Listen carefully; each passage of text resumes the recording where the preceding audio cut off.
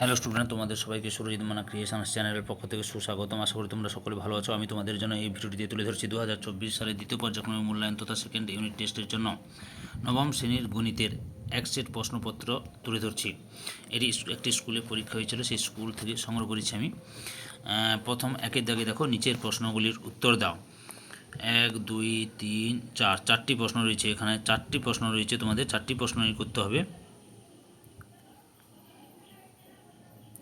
2 দাগে নিচের প্রশ্নগুলির উত্তর দাও। এখানে সম্ভবত এখানেও মনে হয় 5টি প্রশ্ন রয়েছে, 5টি প্রশ্নের উত্তর দিতে হবে। ওকে, প্রশ্নগুলি ঠিকঠাক তুলে নিয়ে প্র্যাকটিস করো বাড়িতে। 3 দাগে যে কোনো একটি প্রশ্নের উত্তর দাও। এখানে কটি প্রশ্ন রয়েছে দেখি, 2টি প্রশ্ন রয়েছে, সম্ভবত 2টি প্রশ্ন রয়েছে, তার মধ্যে একটি প্রশ্নের উত্তর দিতে হবে তোমাদের।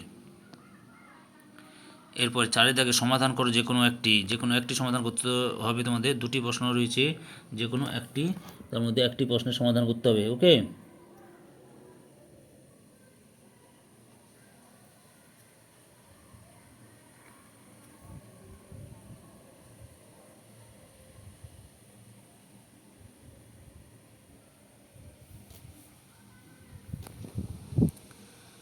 এরপরে 5 দাগে দেখো যে কোনো একটি প্রশ্নের উত্তর দাও।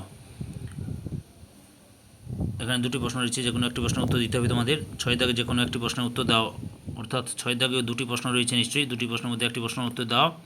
7 দাগে যে কোনো একটি প্রশ্নের উত্তর দাও। এখানে কটি প্রশ্ন রয়েছে, এখানে দেখে নাও, এখানেও 2টি প্রশ্ন রয়েছে। 3 নম্বর পেজে কী রয়েছে দেখো, 8 দাগে যে কোনো 2টি প্রশ্নের উত্তর দাও। এখানে 2টি প্রশ্নের উত্তর দিতে হবে, ঠিকঠাক দেখো। এই গেল একটি প্রশ্ন, এই 2টি প্রশ্ন, 3টি প্রশ্ন, 4 নম্বর প্রশ্ন গেল। এরপরে 9 দাগে দেখো যে কোনো একটি প্রশ্নের উত্তর দাও। এই যে প্রথম প্রশ্নটি লক্ষ্য করো, এই প্রথম প্রশ্নটি, এটা 1 দাগে 1 দাগের প্রশ্নটি লক্ষ্য করো, এটা ভালো করে তুলে নাও। 2 নম্বর প্রশ্ন,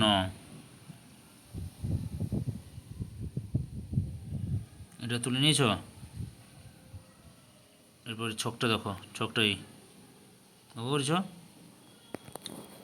তাহলে নবম শ্রেণীর গণিতের তথা ম্যাথমেটিক্সের এক সেট প্রশ্নপত্র দ্বিতীয় পর্যায়ক্রমিক মূল্যায়নের জন্য পেলে।